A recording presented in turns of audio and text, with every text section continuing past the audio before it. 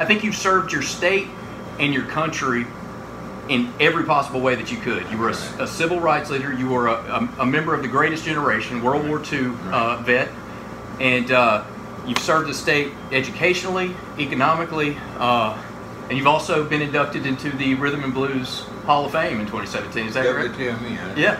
So you've been affiliated with just about every party. I'm a Republican. You're a Republican. So what is your... And I know that you supported Trump, which I think you took a lot of criticism for. You know what I told him? Is that what you told him? Yeah, like what I told him. So what is it about Trump that you respected or you liked as president? Number one, he wasn't a politician. Right. He's a businessman. Right. And businessmen create jobs and respect. Right. By putting people to work and finding jobs. And him taking, I think it's like $1 million from the day or something like that, and running into $1 billion, come on. Right. That turned me on. And if he become president, he gonna run this country like a business. Right. Not like a buddy thing. She's a Republican, she's a Democrat, all that stuff. And that's what he's doing. Trump is not the only president that you've got a history of being an informal advisor to. No. I believe, if I've got it listed, Lyndon B. Johnson, Ronald Reagan, Robert F. Kennedy. We were very close. Lyndon Johnson and I was very close. The Kennedys and I were together. I would probably just kill that thing. Me and the Bushes were very close. Right. There's one that's listed when I dug deep into your history and research. There was George C. Wallace that you. Oh yeah. And I mean that was a little shock to me. I got to give you that. It was a shock to a lot of people. Right. Because I learned the best way in the world to find out about it is to know them. Right. And I wanted to know George Wallace. You did. I wanted to know why. Like when he finally met me, George, why do you hate colored folk? I don't hate. Yes, you do. You look like I'm looking at you now. I said, why do you hate us? I said, let me tell you, George. When you go out to have a good time at night, you and your wife or your woman, who you care with you? Man, my wife. I said, who take care of the black, white kid back there? Right. He had it around. Well, the maid. That's who the maid look like. This thing like that. He kept. So why do you hate somebody that take care of you? Right. I don't hate Negroes. That's another thing. You can't pronounce the word. The word is Negro. Right.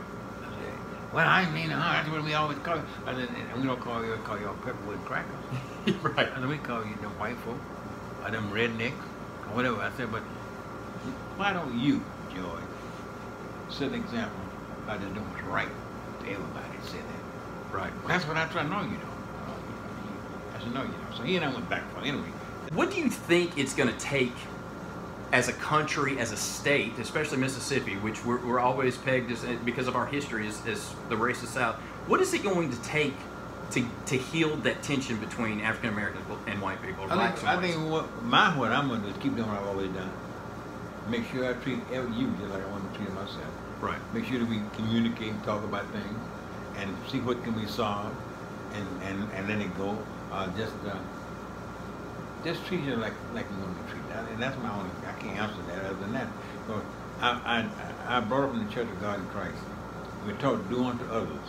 You haven't done to you. I do that. Everything that I've researched about you and everything throughout your life, you've done just that. Right. Even when you ran for governor against Bill Waller, we're the best of friends. You drove across town to congratulate him at whatever radio station it was. Right. What?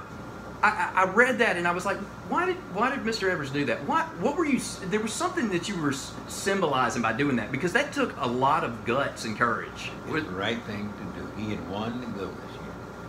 He had defeated me politically, but he hadn't defeated me from a social and a racial standpoint. Waller and I was friends, and we're friends to this day. Right. I think that was because of the fact I went out of my way to show him that I wanted to be his friend. Right. For him to be my friend. And then we were just human, two guys wanted to be governor. And he wanted the governor race. And I'm going to respect that. Can we talk about June 12th, 1963, that day? Your younger brother. And this is what I've always said. If anybody would have the right to have a hatred towards white people, it should be you and your family because of what happened. And you don't. I feel like you care about the betterment of this country. And Beckwith's son sat right there and talked to me. I can call him right now. He'd come over. I told him, he came and said, he wanted to come see me. So I let him come over. And he said, I want to come and say to you, I'm sorry what my daddy did. I looked at me. You know, the devil tried to get mad and try to get, why? He said, because that's the way we treat him. He said, well, he didn't raise us like that. I don't know what games he must have got in with the wrong people. I said, son, whatever your dad did is gone. It's what we do from now on. He said, you know, you look at me. He said, you realize I mean that. I said, I think as much as you as I do anybody else out there. Not what your dad, I don't think. He answered, go, yeah, he talked to my brother 10 minutes, he would have never killed him. never. He just didn't know it. He going from ignorance. And that black and white was supposed to be something totally different. And that black folk were on the service and somebody could kick around. And white people were superior. That's not true. You're right. So that's what he's talking about. You seem to me like the American success story, you know, and you started behind the 8 ball because it wasn't easy being a black man back in the 60s, 50s. No, but first of all, my dad and uncle were business folks. Right. My uncle was an undertaker, Mark Thomas. Right. That's how I learned to be a mortician and all that. Mm-hmm. My dad was a lumber contractor. Back in the day, you didn't have kilns to dry lumber. You had to stack it up in the sun dry. So my dad had contracted in Decatur, Mississippi, where we live. Right. And in Hickory, and in Newton. Right. To stack all the lumber. And he had a group of people work for him. And that's how I came up on where people work for a living. And my dad was in charge. And that's where I got my work thing and ownership. And daddy's thing was own something, boy. Own something. Don't always beg and borrow. When you were in World War II, Yeah. you met a pretty little Filipino girl. And were you in love with her? Oh, yeah. You were? We thought we were. I did love her. I was just a youngster. I was in my early 20s. And Felicia must have been, 18 and 19. And we loved each other. And because she wasn't a Negro, she's not my wife today. You know, that was what I Felicia, I got to know her because she was, in the Philippines, they were very poor. Right. And she would wash everybody's clothes. I mean, all the soldiers. So she used to wash my clothes all the time. And that's how we got to know each other. Man. And we loved each other to this day. I wonder sometimes if she's still living. Really? There is no way you can tell me you're 95. I think you're fibbing about that. Oh, no. September 11, 1922. Wow, man. I'm telling you. You know, let me tell you now, I've been good to myself. I never drank. I never smoked. I never did any kind of drugs. I never had no kind of disease. Right. So, you know, there's no reason why I shouldn't be healthy because I help myself to be healthy by not participating in anything that wouldn't make me healthy. Medgar and I started the movement. Right. As head in Mississippi. And I was in business and I got in trouble and I lost everything. I was in Philadelphia, Mississippi. I lost them. I had to go to Chicago to try to find a job.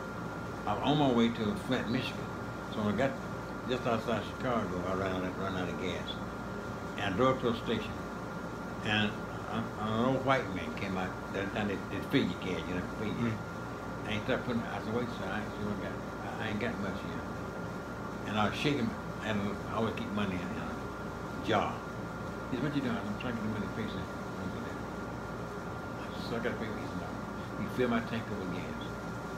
And all I have is money in there. And that just did something to me. And I said, here's a man don't know me. And I'm covered, and he white. And fill my tank up. And that stayed with me until this day. How nice that old man was.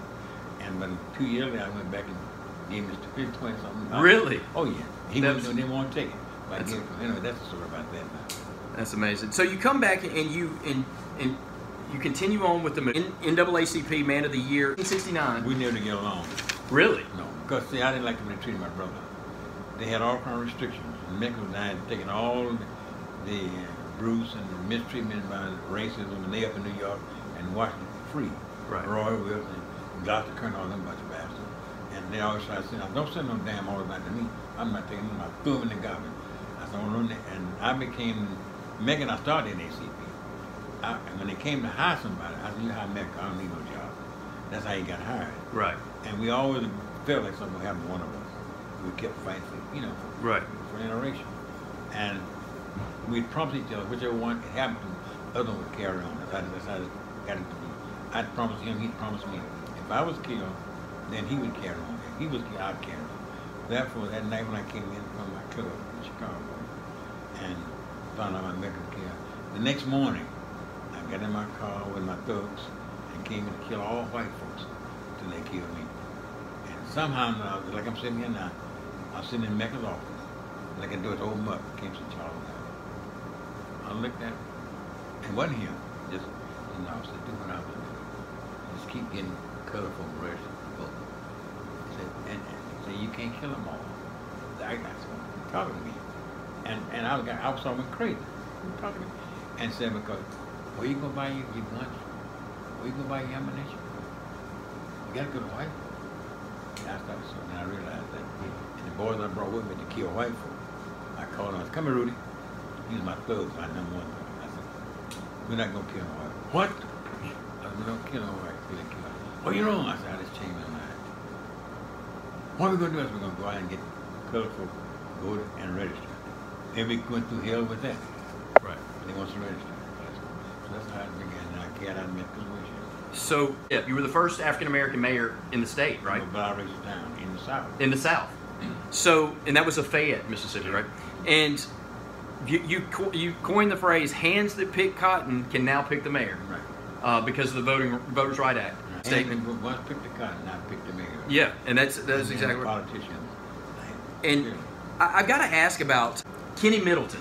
Because it's like you guys went back and forth, mayor and stuff like that. And because you beat him out, then he beat you out, and then you won again. Yeah. So what was y'all's relationship like? Really?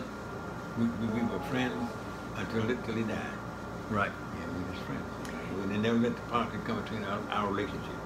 And that's what I feel like that's what a leader, that's the kind of attitude and kind of persona that a leader has, is even though somebody's in competition with you, it's like Trump does with Putin and everybody. They're leaders. What the hell wrong with America? Don't want the president, maybe the president of Russia. What's wrong with him? I don't get. He's crazy. Hadn't you rather him be friend with the president who can call one word and have him all worth destroyed, right, than have him out there mad with us? I'm so proud to know this man gonna meet with Putin. Doesn't know what he want to do. He gonna let him be the weapon. Right. The two of them. Right. And keep us, our grandchildren, from being out there. I don't, and the damn ignorant Democrats hollering and screaming. What do we do? Right. Some Republican too. Don't meet. Why not meet with him? And I tell you, I think that's what I meant when I said that. I mean, until you've been in a leadership position, because I think leaders are born. I don't think they're created. I think they're born. And until you've been a leader, you don't know what it's like to have to look at somebody that disagrees with you, but you still have to work it out. You disagree with your wife. Right. With your girlfriend. Right. With your friend. And not to always got to agree with everything, but that you can agree with, agree, and that rest of leave it alone. Right. That's my attitude about everything. Let the law be abided by. Right. Complied. If there's a law so you can't come in this country, I don't give a damn who you are. Unless you come through this gate, you go through that gate. Right. That's all Trump's saying. See, the rest of our president been bouncing, ducking around. Trump's enough. You come to America, you come through the gate that says, you fill out the application, you pass, and then you come on in. You can't just come on out there. I'm for it. Right. But now, stop and think about it. We never did that. Right.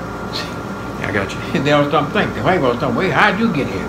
You just came, but see, Trump, because of they've been talking about something, it's enforcing it. And it's not against Mexicans, against anybody. To come to this country, you got to come through the channels. And these are the channels, A, B, C. If you can't comply with them, you stay the hell where you are. Well, I'm 100% with it. When you look back on your 95 years here on this earth, are you satisfied? Is there anything that you would have done differently, or is there anything that you would change when you go back and look at your entire life? I don't know of anything. I'm proud that God allowed me to do things I've done. I've been a good, clean person all my life. Right. I'm a businessman and a hustler. I hustle do a lot of things to make money only. Right. Not against nobody, white or black. It's about green. Right. I've done a lot of things, and I ain't too good at not doing it now, making money. But that's what I am. And I'm denying it. No, I'm proud of myself. Yeah, I'm proud of the people I'm associated with, and I'm so proud to know that white people, and now in this country, are becoming around to realize they just people. Exactly. You know, I ain't got any color of the skin. God made all of it. And that's right there, I got a suit on today. Right. Because I've been with the government some more. How many colored folk can meet the government 100 years ago, 40 years ago, 60 years ago? Right. So yeah, I'm proud of it. But I think the majority of each race are good, God-fearing people that just want to work and just want to provide for their families. Then we couldn't stay here. If the majority of people in this war wasn't good people, we couldn't be here. Right.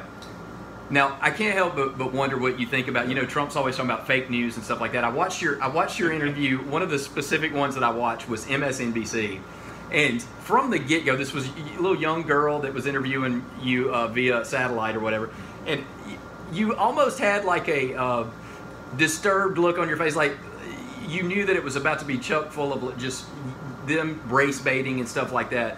And they started off by saying that you were Medgar's younger brother, and you were like, I'm the older brother. Right. You know, you cleared that up right there. What do you think about the media? What is your outlook on I think they do their part to make people want to hear and read. If they don't, if y'all do something else exciting, anybody want to read your media. Right. You do everything you know. You got to do things. They got to ask questions like that. Right. And they got to find out the person that they're questioning, what kind of person is he or she. Right. And that's what y'all do. You do a damn good job at it. Yeah. And that's why I try to be today, yesterday, and tomorrow the same thing. I'm no different. Right. I've got to ask you about this Obama. You supported Obama. Only because he's black. Is that real? That's the reason. No, the reason. That's because he's black. Because I'm a Republican.